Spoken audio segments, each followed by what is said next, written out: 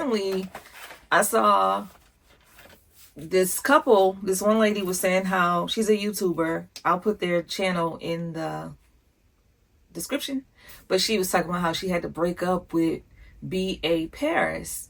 And I never thought of it like that, as like, okay, I'm breaking up with this author because this, and this. And I read B.A. Paris, and she's okay. I did not like Behind Closed Doors at all. That was just a hard book for me personally. It just was very triggering. But I gave her another chance, and I read her book, was it The Therapist? And then I'm going to read The Guest by B.A. Paris. But I'm getting on to talk about this book that I've read. And I finished this book and I did not like it. He's never going to have his cycle. He's never going to experience. And I like this book. I really love that book. But I'm interested to see. I don't say they drugged for the family, but they were very fancy. But I will read this book, give it a chance and see. You know, Kindle, I downloaded Fairy. So I have the first 3 books of those, which I do plan to read soon. Like, I just did not like this book. And I'm going to tell you what I didn't like about it. It had rave reviews about this book. One of Us Knows by Allissa Cole. It was listed as a thriller. And this book, it puts you in the mind of Split. She had a lot of different personalities coming out in this book, from here to there. And she is known for doing like out there, compulsive, entertaining, thought-provoking writing. So that is what she's known for. So not saying that she's like an awful writer, because she's very articulate with how she writes. It's just that for me, it is a reach and a stretch for me to grasp the characters.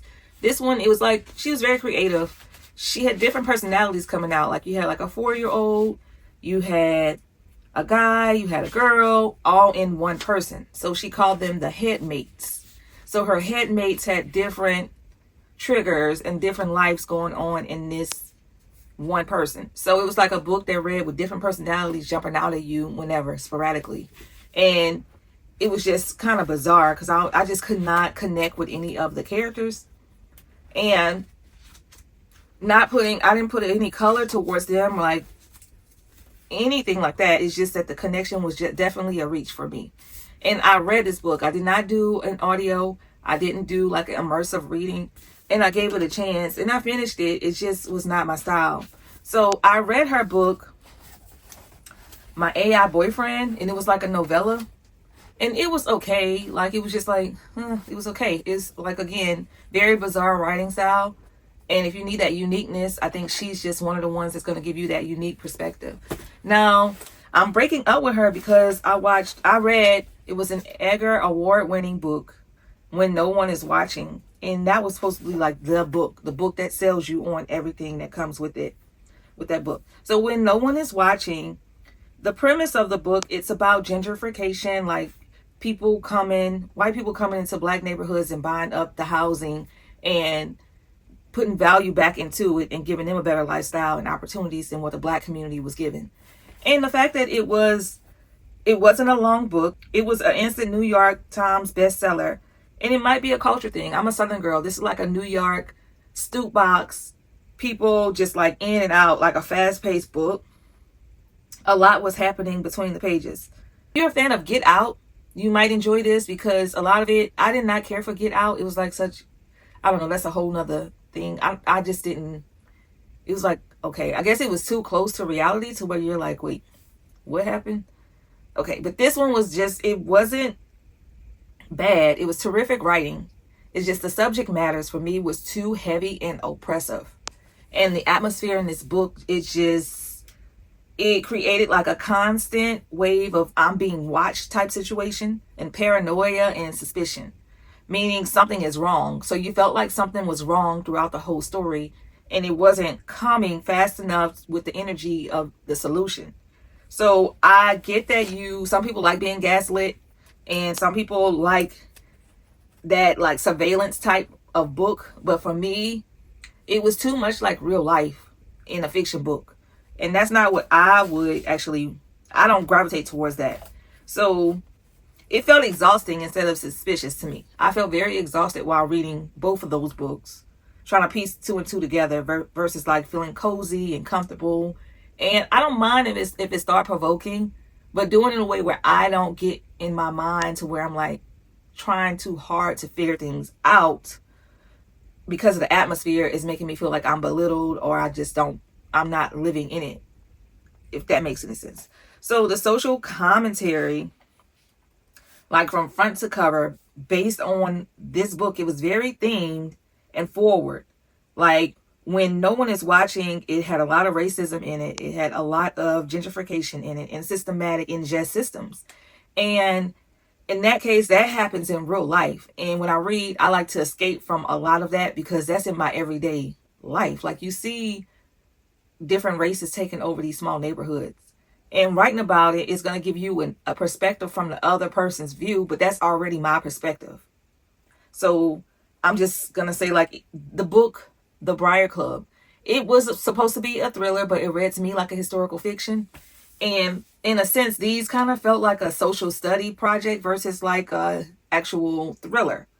So I prefer more like a subtle theme.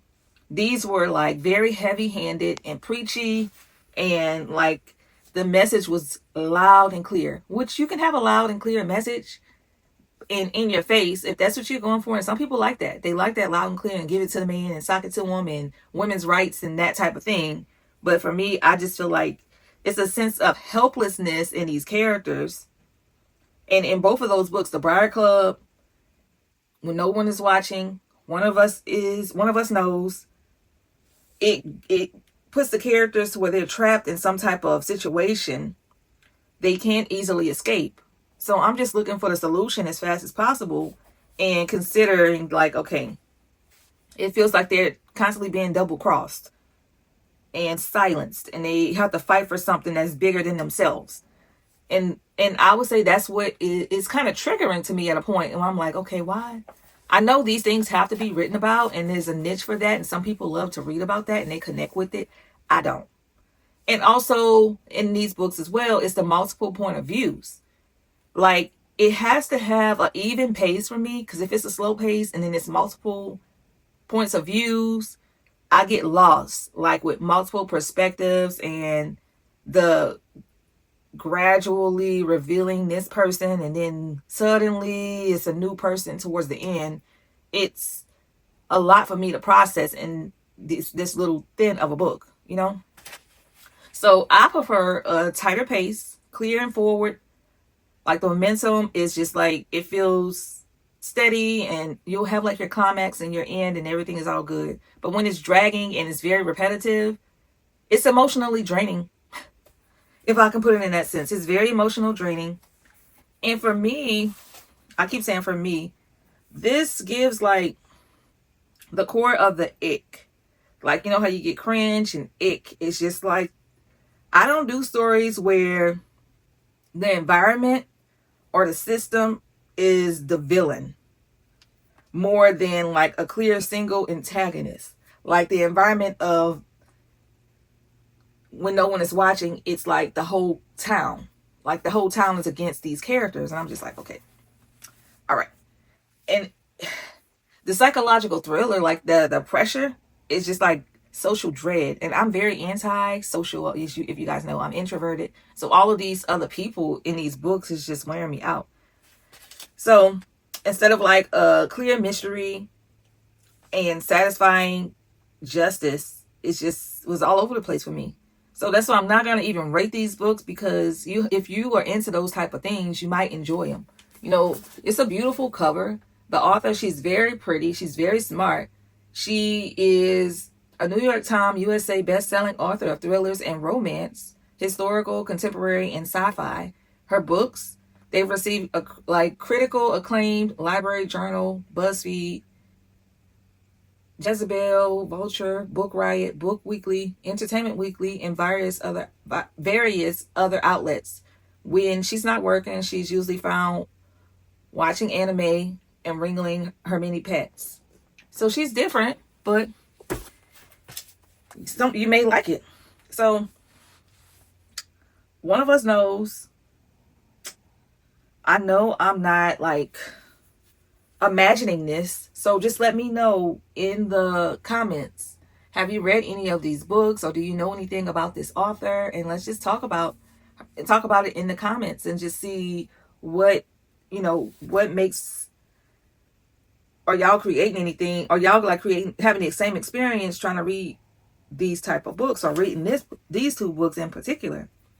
And I also felt kind of closed in, like you get a psychological claustrophobia in it, to where it's like you're in a tight space with all three of these books: the apartment building, the neighborhood, the isolated state, like the island that they were on, the social pressure, and like the low level tension. And it's like you're not really reading a mystery. So yeah, so I hate to get on and do a rant about books and about me breaking up with an author, but this is just one of the ones that I'm like, okay, I live inside of these characters for a little while, and when I'm reading it, it's like the character, you're living inside with anxiety with the character. So if you don't love feeling boxed in and tight and suffocated and stressed, instead you want to have fun and you want to do crazy stuff, and just like you want to be able to breathe as a reader, and you prefer like the system versus the villain type situation, we all have different preferences on that. And if you're looking for something that's different, go for it. Go for it.